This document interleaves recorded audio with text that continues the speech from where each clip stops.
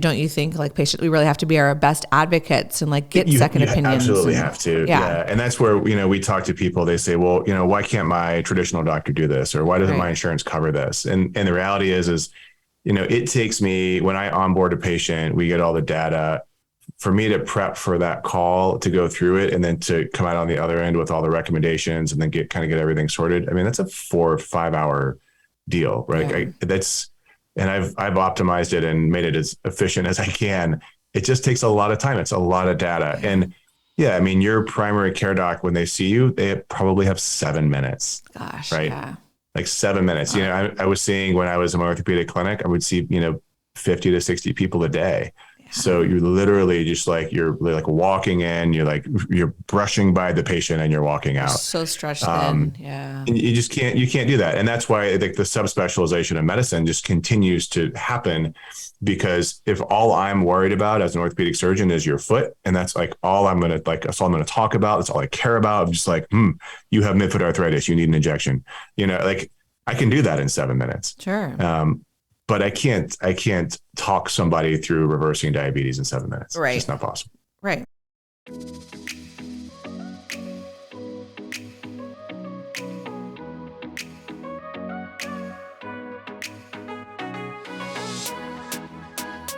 Hey everybody, welcome to Lauren.live. I've got Dr. Doug Lucas with me. How's it going, Doug? Going great. Thanks, Lauren. Thanks for having me. Absolutely. I'm excited to have you on the show. So as people know, I'm really interested in health and feeling your best, both emotionally, physically, spiritually. And that's what we're going to talk about today is the health aspect. We're going to focus kind of on like what exists beyond like traditional healthcare. So Dr. Doug is a health optimization physician. I believe you started your practice in like orthopedics, but now you're focusing more on, you have a telehealth,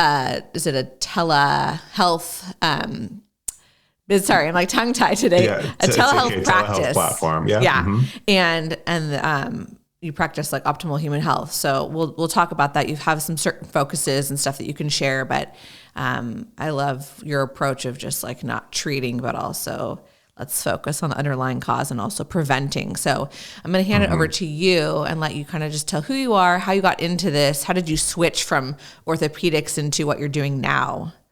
Yeah, absolutely. Yeah. Thanks for that. So, as you said, I started my practice as a traditional orthopedic surgeon. I finished my training in Stanford and then went into a traditional private practice, and I was doing all the things that surgeons do, which is mostly operate. Right. And I very quickly realized that the things that I were interested in outside of surgery were really underserved in our medical system. And we had a great medical community where I was practicing. But I kept seeing these specific populations that were really being left out of the system and were really not being served. And those included people, particularly with metabolic issues like diabetes, with osteoporosis, something we'll talk about, thyroid dysfunction, gut dysfunction. Like the list just kind of kept getting bigger and bigger. And I realized pretty quickly that I was really just sort of cleaning up the mess as a surgeon. And it was not really as satisfying as I thought it would be, because I felt like I was making people different and I was sort of like applying a really fancy Band-Aid, but I wasn't actually making people better. And so after 3 years of that, we actually moved I was in Durango, Colorado, and we moved to Asheville, North Carolina, where I am now. Joined another practice, and I thought maybe the change of environment would actually fix the problem, and it didn't fix the problem. And so after leaving that practice and then joining another practice where I could work part-time, I started changing my focus on education, really started getting educated on things that I could then help with somebody in some practice. I didn't know how I was going to do it, but in some way outside of orthopedics or maybe even in orthopedics. So I went through an additional fellowship in functional medicine and regenerative medicine, did some training in precision health, which is genetics, and then also some really extensive training in hormone optimization and hormone replacement. Once I had all that training in place, I realized, okay, there isn't a place where I can actually help people the way that I want to. So I'll just build it myself. So I launched Optimal Human Health last year, and then Optimal Bone Health, which is the osteoporosis component of that, was launched this year. So yeah, that's that transition out of the traditional medical community, which is really hard for most docs with my interests to do. Totally. And good for you. Yeah. I've talked to a few on the show and in the world, that I've met that have said the same thing. Like they saw the flaws. They saw there's this need. So good for you. I always want to be really careful, obviously, like doctors and nurses and people in healthcare, like, thank you for what you're doing. You guys are doing wonderful things. And, I think where we can probably agree is like Western medicine does amazing things when it comes to like repairing surgeries, trauma, accidents, things like that. Of course, saving lives in many, many ways, but chronic illness, and it's not just the healthcare professionals, it's not their fault. We're sick for various reasons. We have that's too much to go into today, in depth, but chronic illness is a real problem. And some of that's not being tackled well, I believe, from just the traditional, medical approach. It's more treating versus preventing. So luckily there are people like you and people, just normal people like me that aren't doctors, that are more aware of things that we can do to kind of start being healthier and prevent long-term illness. But like you said, there's just so many people suffering. So do you, not to like take as much time as you need, and you don't have to go super in depth, but what do you think are some of the things that are really making a lot of people really ill? Like, are there just some basic things that you've noticed in your research? Well, yeah. I can tell you lots of through lots of patient and research efforts, I can tell you some very specific things. But before I do that, I want to echo what you said about people that are doing the job in the medical community. My path is in no way negatively reflecting on what they're doing. Right. I think it is amazing. If you have a heart attack, you can get to the hospital and end up in a cardiac cath suite in under 60 minutes. I mean, the fact that our system can do some of these things is remarkable. I live next to a great trauma center, and if I'm ever in a car accident, I'm confident, that they're going to treat me as best as they can in the situation. So yeah, we need all these things.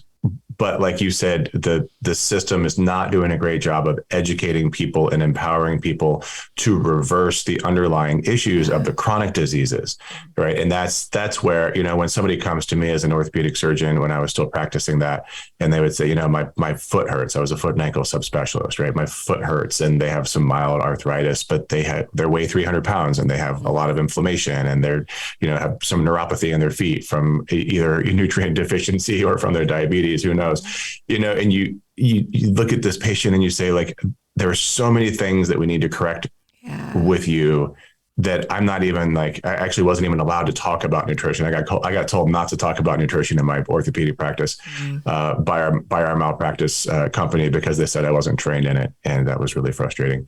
So, because my wife's a PhD in nutrition and literally helped her build a nutrition company. Wow. But yeah, obviously I'm not trained in it. So anyway, to get to your question, some of the underlying things,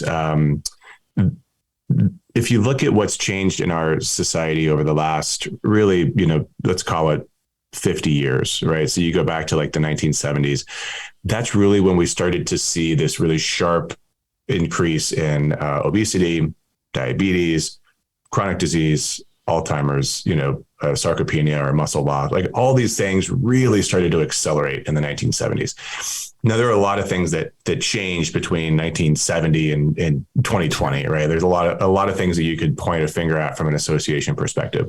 But some of the underlying things are a real clear change in diet. So we really shifted at that point from eating really kind of a whole foods diet. They lived more on farms. They didn't live in cities. They ate more of local foods. They ate more animal products. They ate more dietary fat. They ate less grains, and there were no processed foods, right? It just didn't exist. And so we went from eating that kind of diet to eating this highly processed, carbohydrate forward, for some people low fat, for some people high fat, right? So like we're all extreme in our dietary views. But the big underlying thing there is the highly processed foods and the way that the food manufacturing companies have really consolidated the system so that there are not that many companies that make food, and all of them make food that are highly palatable, nutritionally void. So they taste really good. They have no nutrition in them, and they don't have a lot of there's just nothing other than density and calories, right? And so that I think drives a lot of the metabolic dysfunction, which can drive a lot of the other stuff. I think the other big thing too is just the advent of technology, and the pace of our lives is very, very different now than it was 50 years ago. I think probably those two things more than anything can then lead to like the sleep dysfunction and the stress and the adrenal, like all that stuff sort of just comes from it. Totally. Yeah, I agree with you big time. I think the biggest thing is just what we're eating, and I'm guilty of it too. It's just so much processed food. It's so hard if you're not eating organic food, like you're eating, sprayed. Well, it's just so hard, right? Like my wife and I, so I mentioned she has a PhD in nutrition. And so like she has her own company and her own program. And we have this back and forth because processed foods that come in, like minimally processed foods that come in a bag, are still processed foods. And it just like, it's so easy to just fall back on this, like, well, I got to run somewhere. I'm going to grab this bag of this thing. Right. I'm like, well, look at the thing, but then at the same time, like, I'm fortunate enough now I work from home. My fridge is upstairs. Like I can prep food. Like I have local meat that I can buy down the road. Like I'm very fortunate to have all these things, but it's really hard to do that if you have to like go to work. And it is very challenging. But it is something that I ask all my patients to focus on. Yeah, totally. And it's a work in progress, and it can't be perfect, and you got to enjoy your life. But I think I was listening to a podcast. Are you familiar with Dr. Zach Bush? No, I don't know that one. He's awesome. He talks a lot about soil crisis and how the nutrient, our food is lacking nutrients because of all the Roundup that's been sprayed in the soil, and that gets really into it. But he talks a lot about that too. But then he joked that him and this guy that he was on the podcast with went out for burgers, and they were eating like non-organic buns. I mean, you can't be perfect, okay? Like let's have some, grace for ourselves and enjoy life. But generally speaking, yes, if you can make your own food or try to buy local, try to buy organic when you can, like those are some steps. But anyways, I agree with you wholeheartedly that's making a lot of us very sick, messing with our energy levels, our adrenal hormones. So I was reading on your website, and I've heard this before from other doctors that are doing things similar to you. So one of the first things that we could do if we're not feeling well, would you agree, is to get like a full blood panel just to see kind of like what's going on in our bodies? Yeah, it's people ask me this all the time.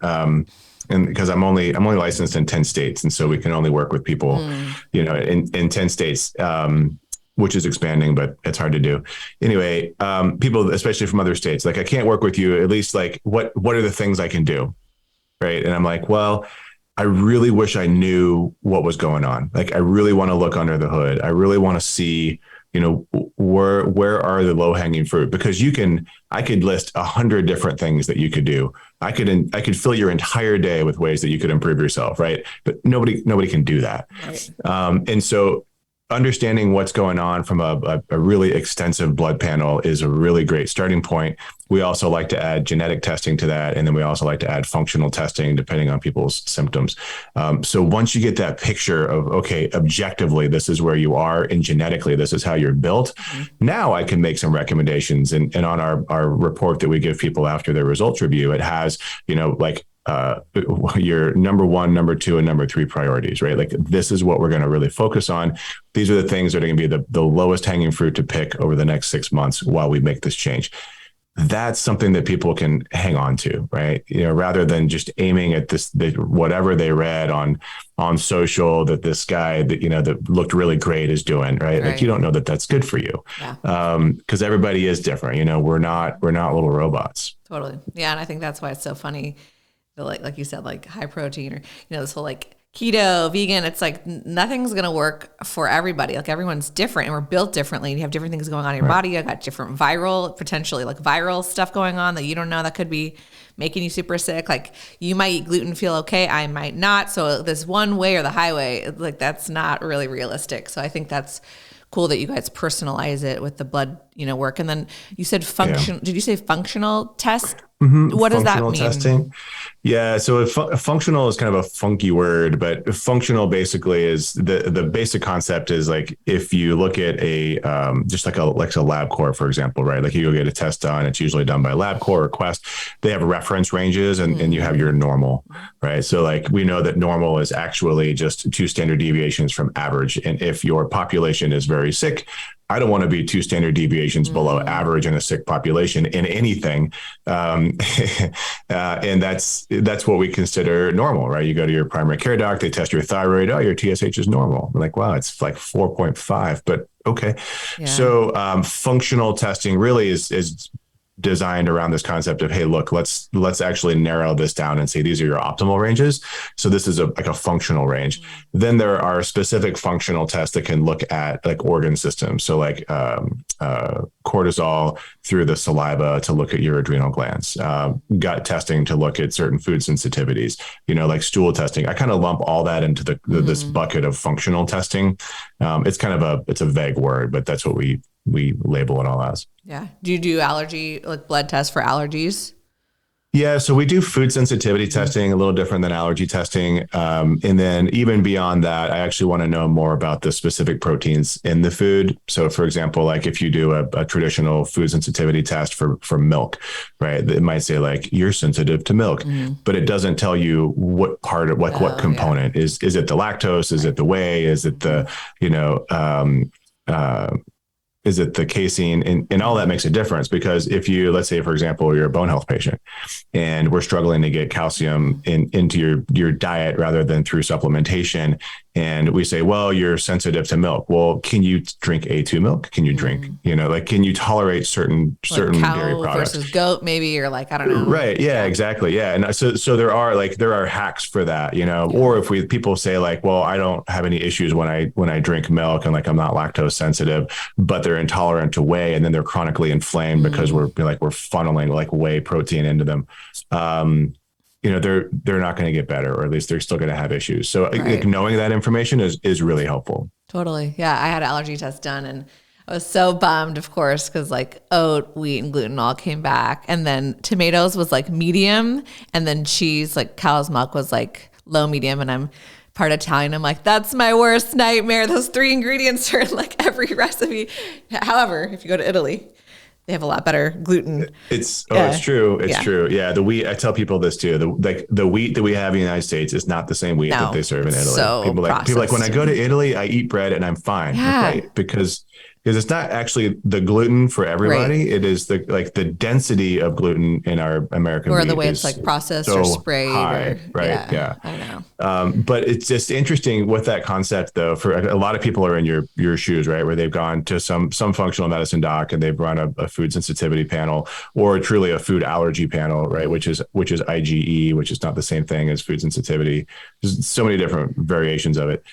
But when you see that it comes back and it's all of the stuff that you eat, like I did one a couple months ago, and it was like all of the things I eat on a regular basis. When it pops up like that, you're not actually sensitive to all those things. What that's telling you is that you have increased gut permeability and that you're all that stuff's just leaking through, right? So like you need to maybe exclude those things temporarily, but that's not actually like you can't eat tomatoes and cheese, right? Blueberries was the only fruit that came up, and like I eat those all the time. So that could be exactly what you're saying. Yeah, because you're exposed to it all the time. Okay. Right. So your immune system is just actually seeing those. Now, what that means though, is that your immune system shouldn't be seeing the blueberry proteins. Those shouldn't be going through your gut lining. Okay. So that means you have increased gut permeability, so then we say, well, instead of just excluding those foods and hoping you get better, no, let's actually focus on the gut. Let's heal the gut. And again, it's just the concept of like, what's the underlying problem? It's not the foods, actually. Yeah. It's increased gut permeability. And then what's causing that? That's a deeper question. Right.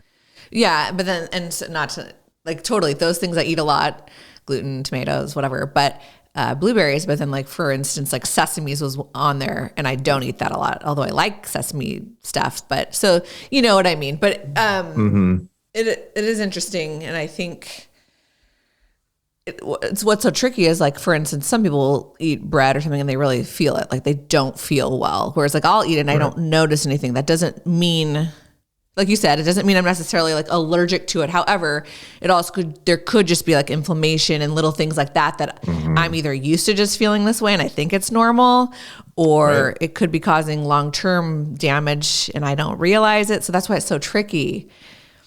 Yeah, the chronic inflammatory component of gluten in particular, but even beyond gluten, with the wheat that we have in this country is very high. This other thing called wheat germ agglutinin or WGA. And there's other proteins too, but that one in particular is really inflammatory, and you don't feel it when you eat it. Yeah. Right. Do you kind of recommend why do I have eczema? Away from it, like in general? I mean, I know you seem pretty fair. So this is what, like, I don't eat bread. I know that I don't do well with it. I don't feel good with it. And I just get fat. So I just don't eat bread. But for my patients, I test that on almost everybody, right? So we get this wheat profile. It has all the proteins in it. And so we look and say, well, you don't have a sensitivity to gluten. You don't have celiac disease. You would have probably known that, although not everybody. But you are highly sensitive to these other things. So then we have them take it away, right? We trial without it. And we see how they feel. And I will say most people don't go back to it. Yeah. They're like, wow, I feel so much better without it that it's not worth that slice of bread. Or, when they do add it in, like they actually then notice it like a week later. They're like, wow, like my face broke out. Yeah. Like, I got really bloated. I gained 5 pounds. Like, I don't know what's going on. I'm like, yeah, remember that crouton in your salad? Yeah. They just stuck that darn thing in there because it doesn't take much. It's really crazy how potent it is. That's true. All right. I have goals I'm pregnant right now. So I've been like all the bread, and I've been eating sourdough mostly, because I have heard that sourdough is the least, it's fermented. Yeah. So at least there's something there, but if you're getting, but if there's really good, gluten-free sourdough bread, that's what we feed our kids. Right. Okay, so there you go. We're not that hard with the kids. Like, we're not militant around the household. Our kids do eat all this stuff. So yeah, gluten-free sourdough bread is what our kids eat. One of the better choices. If that makes it onto my plate every now and then, it's not the end of the world. Right. I think, like you said, like we're talking about, just like moderation. So I think every now and again, but if it's like a daily thing, that's something to like perhaps look at if you're not feeling your best. Well, and it depends on your starting point too, right? Yeah. So like I have this challenge with my diabetic patients. It's another area where we are mistreating our diabetic patients for the most part. Not because the physicians mean to do this, but we're taught to treat them, like with medications and insulin. But really the insulin is the bigger problem, right? So we can get into the details of that. But so really we need to work on reducing the insulin, not giving them more insulin. And you can do that through nutrition. It's a nutrition problem. Right. But my diabetics will say, well, as long as I just consume, bread and pasta in moderation, I'll be okay. I'm like, actually, no. You are metabolically busted. And until we can try to like change some of this metabolic damage that's occurred, you actually need to be pretty much abstinent of these things. Right. Or you can go on insulin, right? Is your choice. And so I had this conversation and I have some patients, like I prescribed insulin the other day, or, we tried it. She was doing really well. And then she's like, it's just not worth it to me. And I was like, that's your choice, right? Like, you can be on insulin if you want. Right. Like, as a foot and ankle surgeon, I know the end game there, but you have to make your own decisions. But if you don't want to be on medicine, which I obviously would think, well, for me, I'll speak for myself, not for other people, it would be the goal, then that's when you have to sometimes do harder work, whatever it might be. You have to know where your starting point is. Yeah. Right? And this is where people get really, really, with children, it really bothers me when people start cutting stuff out unnecessarily, because then you're really shaping them long-term. And it's concerning for me. Yeah. And that's why we try not to do that for our kids. But obviously we're hard to be around. Yeah.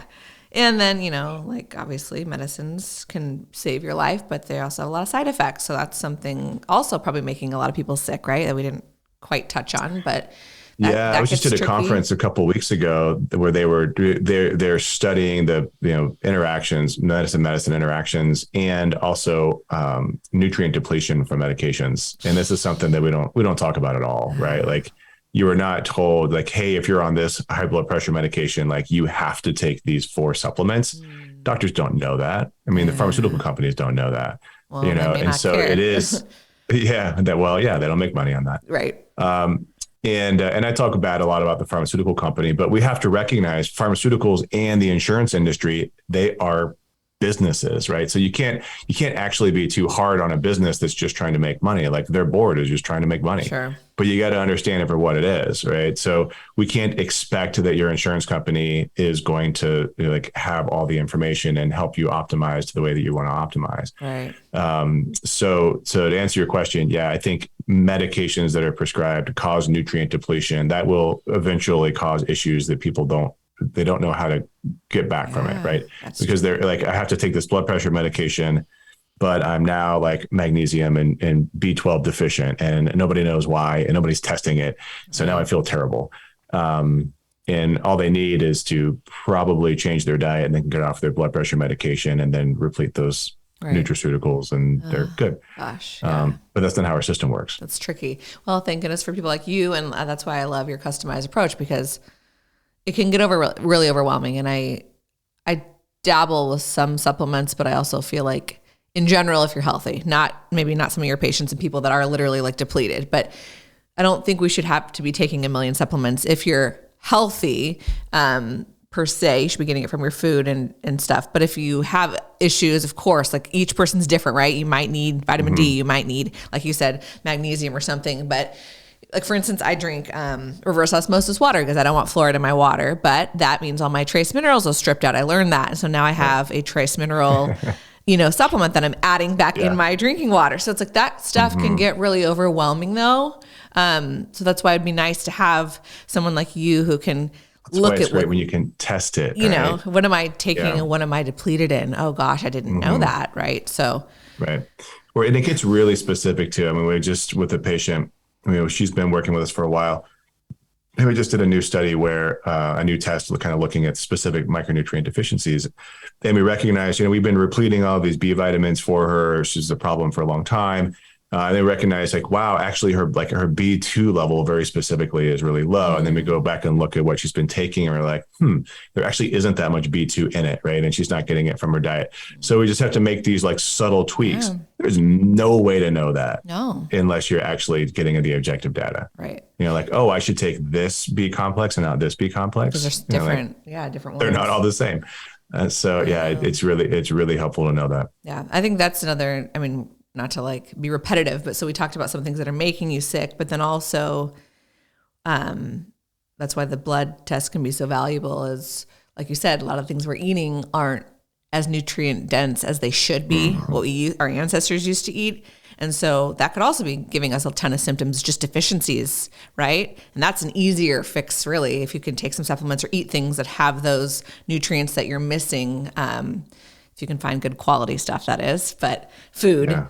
But that's the hardest thing. Yeah. There's a ton of people probably that are like very deficient in D or, easy things that just take a drop on your tongue and hopefully that'll help. But I know it's not always that simple, but that's something to think about too. It's not just stuff that you're eating that's making you sick. It's like you literally could just be like sucked dry of certain things that we need to feel good, right? Because I think fatigue is I know I had chronic fatigue for a long time and I started celery juicing. That's a whole nother like thing. But I think I had some weird viral like Epstein-Barr stuff and I literally feel the best I've ever felt when I celery juice. So anywho, that's a tangent, but like that just proves everyone's so different and no doctor could help me. And I'm not putting them down, but I think the goal of me saying this is like, you have to do your research.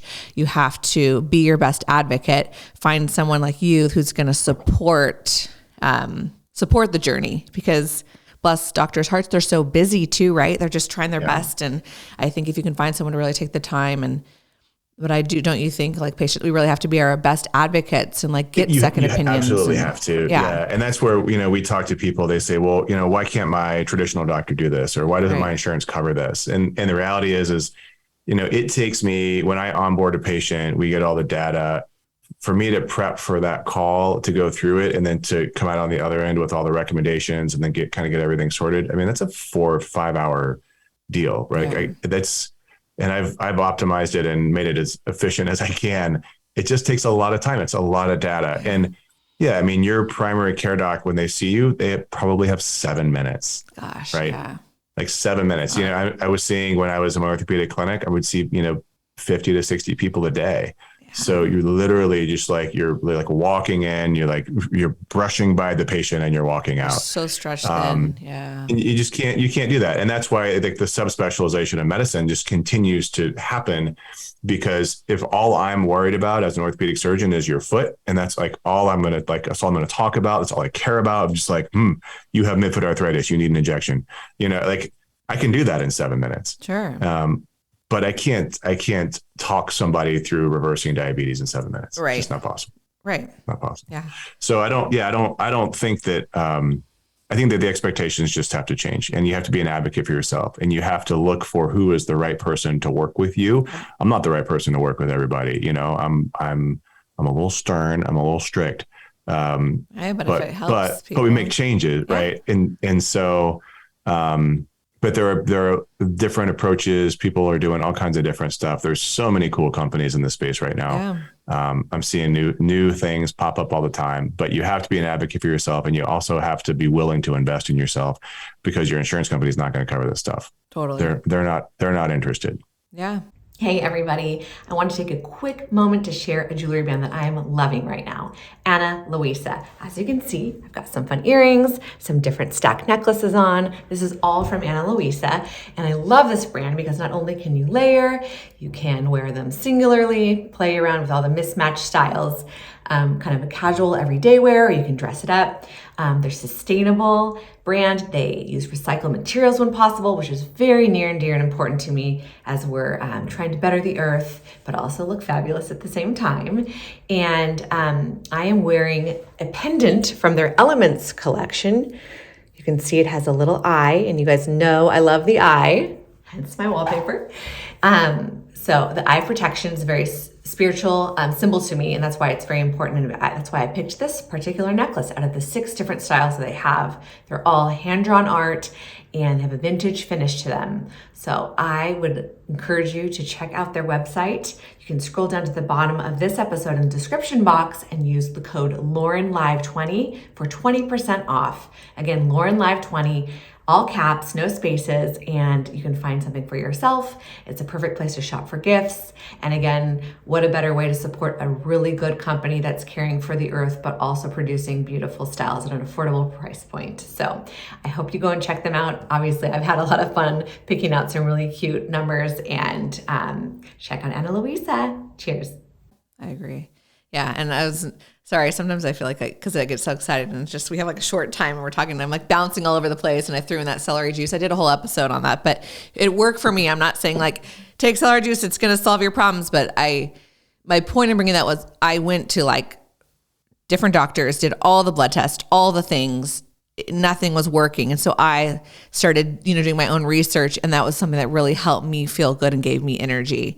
I'm not saying like it's going to work for everybody. My point is like, I found something that really helped me. So you have to be your best advocate and do your own research. So anyways, that's why I threw that little tidbit in there. But yeah, I think everyone has a different journey.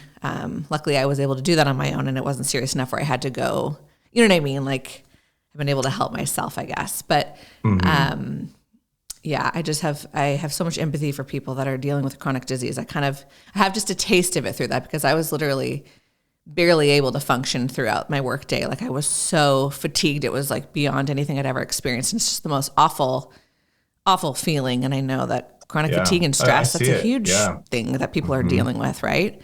I see it. And that's one of the things we talk about is energy. People who are like, I'll probably say like biggest symptom complaints, right? And it's energy. I see a lot of CEOs, professionals, doctors. I work with a lot of doctors now, which is funny, but a lot of doctors who are, especially surgeons, are like, I just can't get through my day anymore. I used to be able to bang out 10 cases and feel good, hit the gym on my way home. And now they're just like dragging, Yeah. And it's a combination of nutrition, combination of terrible lifestyle. All these people take call, like they're up in the middle of the night. Like I remember doing that. Sucks. But then you add the stress, you add poor nutrition, and then you start seeing things like hormone imbalances and adrenal dysfunction. And then it's just like, yeah, and then they get to a point where they have to. I mean, I had a guy recently who just super nice guy, orthopedic surgeon, became a type 2 diabetic and then became a type 1 diabetic. I mean, his body was just so badly damaged that his pancreas just doesn't make any insulin anymore.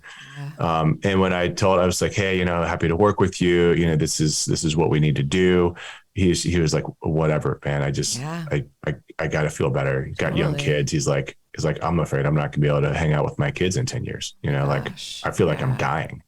I'm like, well, let's do something. Let's fix this for you. And that's, and it's sad to see, like, for empathy for the doctors that, they are stretched so thin and, our medical, as we saw through like COVID and other things, like it's just stretched super thin. And so it's like, man, there's just so much improvement and work we could do in the healthcare system. It's like, I have a family member that's a GI specialist, and I don't know, like years ago, I was like talking about like, I don't know, constipation or something. He's like, take, what's this orange powder that you drop in, like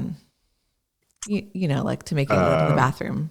What is it called? Miralax. Miralax, or like the orange one though, like the orange powder. And it has like dyes and like aspartame. And I'm like, dude. I don't know. I don't recommend that. Yeah. He was recommending it. And I'm like, dude, what are you doing? Like taking that crap? Cause there's other natural, like husk and stuff. And, I'm just like, that's what's so like, not every doctor is like this, or you'll talk to like a heart surgeon and then they smoke and you're just like, oh my gosh, like it's so messed up. But yeah, it's a real thing. If you're seeing doctors and helping doctors, like everyone needs help. And I don't know, man, it's overwhelming. I just really hope that our food system can shape up, and in some ways it is, but we have a long ways to go. I don't have a lot of optimism with the direction that large organizations are buying up our farming areas. I mean, the whole industrial, the move to continue to further industrialize our food processing is the wrong direction. The whole idea of printing food, and I don't care, like, we don't need to talk about animals and protein or whatever, but like the whole idea that we can try to print protein and rely on the broken energy system to make something that we actually can just grow and raise if you would just let people do it, the way that we've done it for thousands of years. It's really concerning. So that's why I live on 9 acres and have the capacity to raise food. Good for you. Because I'm really concerned about it. Yeah. I have some friends that have started their own farm, and I think during COVID, a lot of people have really woken up to like, supply chain, and just like, so there are people that are moving that direction, but for the most of us that are busy, it's hard to.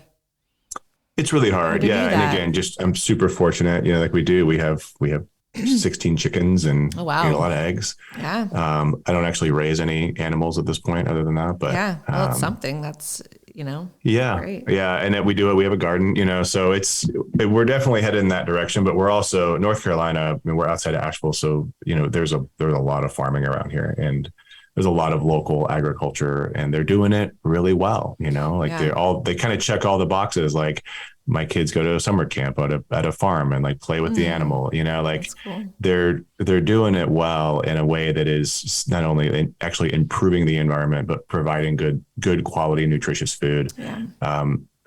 I feel like that's probably the answer, but it's definitely outside of the scope of my genius. It's just a tough problem.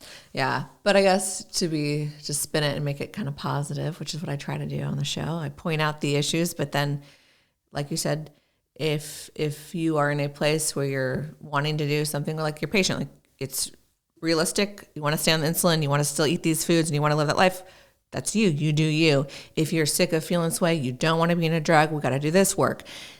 You're sick of the food system, you can start growing your own food. You don't have to if it's not realistic for you in your job or your life, but there are ways that we have education. There are people like you. There are people that can teach you how to start a farm or a little garden, right? This is the thing is, if you really feel bad enough and you want to make a change, I guess that's what I would want to say. And then I'm assuming based on what we've talked about so far, be your own best advocate, And you can take the power back and make yourself, it is possible, I think, for most people to feel better, but that entails some change and hard work sometimes.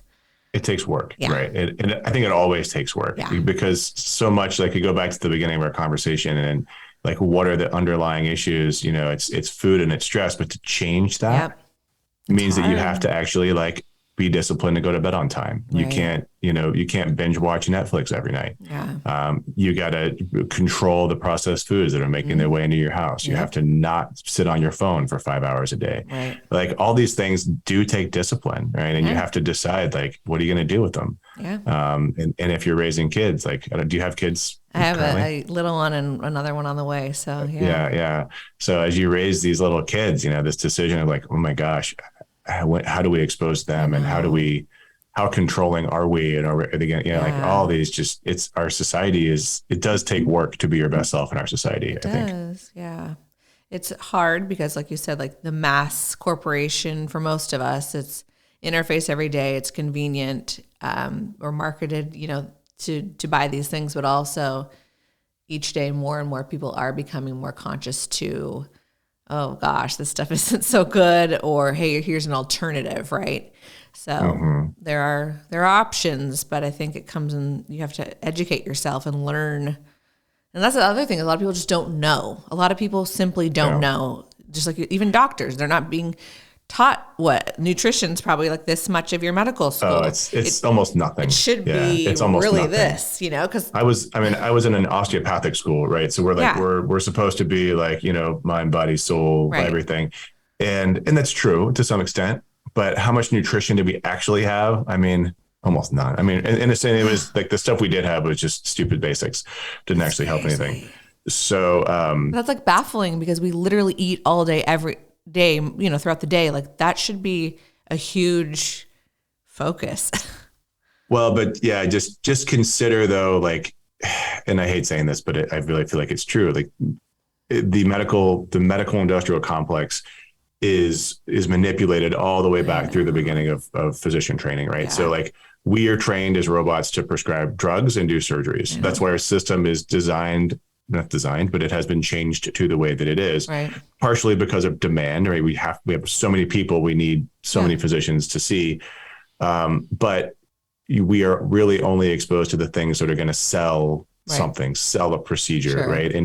And I mentioned, you know, insurance companies before, but consider hospital systems too. You know, this is the medical industrial complex is the third biggest revenue generator for a country. That's true. Right. So we can't, like, if you were to say everybody's healthy, right? Like we would have the worst financial crisis ever. There are people sitting in a hospital, like sick because they rely on that. I mean, just think about it this way. It does the system, just like the boardroom of the pharmaceutical companies is really not interested in making people better. They're interested in making money, right? And that's not against them. That's just their job. Sure. Same thing with the hospital system. Same thing with like the entire complex. They make money off of you being sick. Right. They don't make money off of you being better. Right. And so you have to be an advocate. And this isn't the doctors. Like the doctors are just, they're cogs in the complex. You have to be an advocate for yourself and recognize that the system doesn't want you to be optimized. Mm-hmm. The system may not want you to be too sick because then you might cost the insurance company money. But that sort of in between where you need a little bit of something, but not too much, that's just perfect. Yeah, right. And if you want to be above that, I think that you really have to take that. You have to take that on yourself and do the work, but then also take it to the next step. And this is really where I've kind of started doing a whole lot more on social, just getting information out there to say, look, this is what I'm doing. And I used to never want to be this guy, right? Like, this is me working out, or this is me, like, this is what I eat, you know, like, I just felt like, who cares? Right. But the reality is that people are looking for that guidance. And for people that are like, I'm not saying I'm perfect, but I'm a whole lot better than most of my patients. So I can at least say like, look, I've figured some of these things out.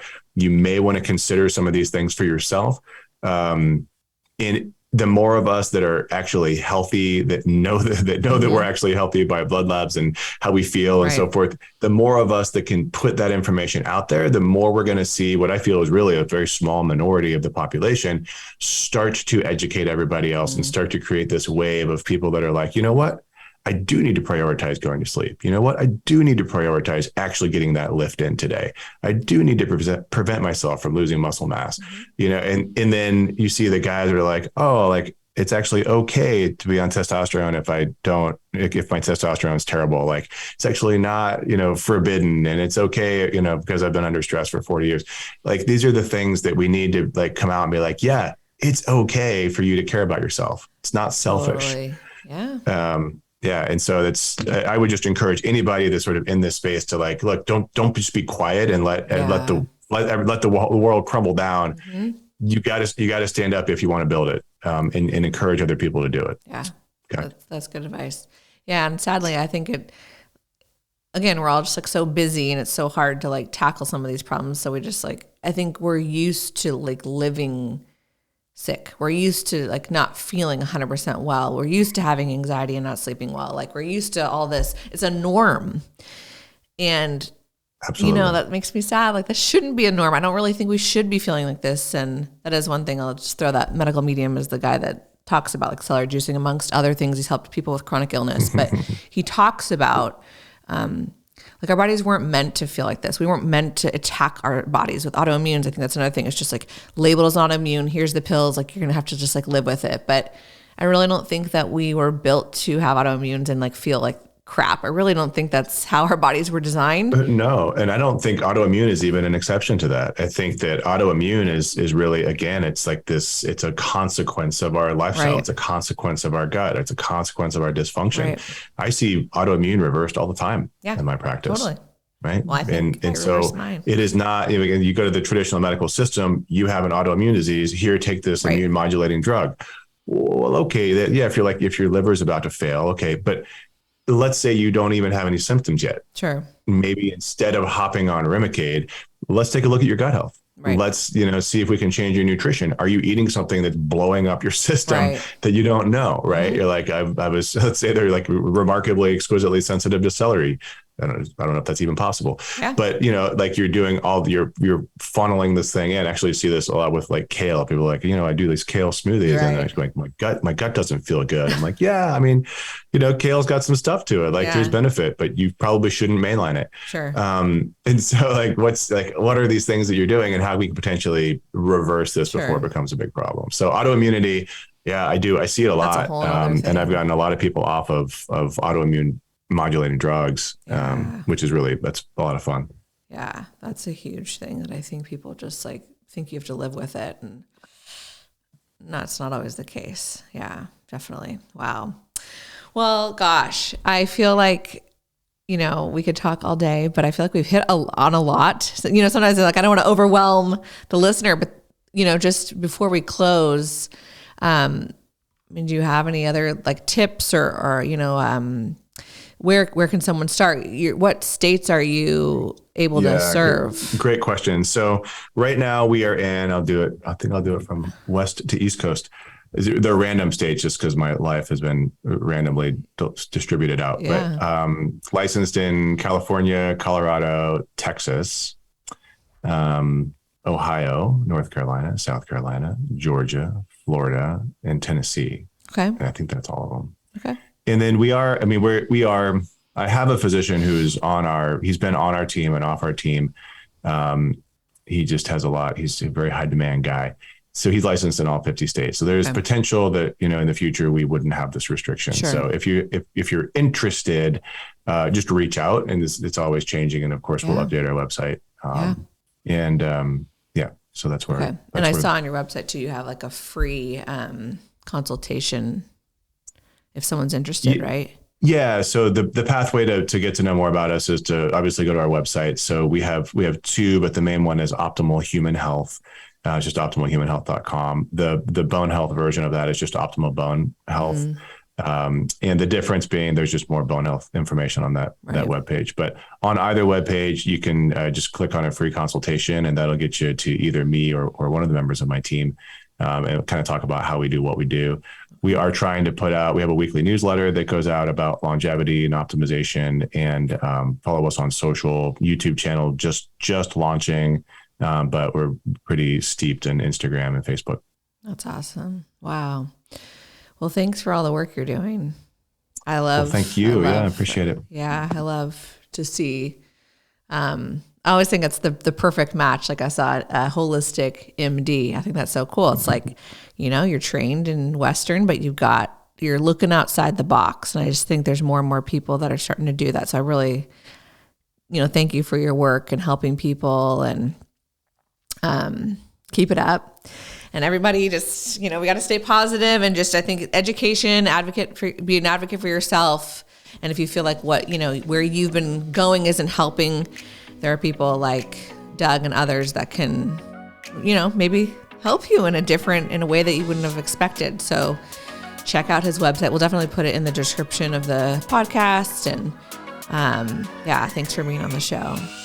Yeah, awesome. Thank you, Lauren. Appreciate it. Take care, everybody.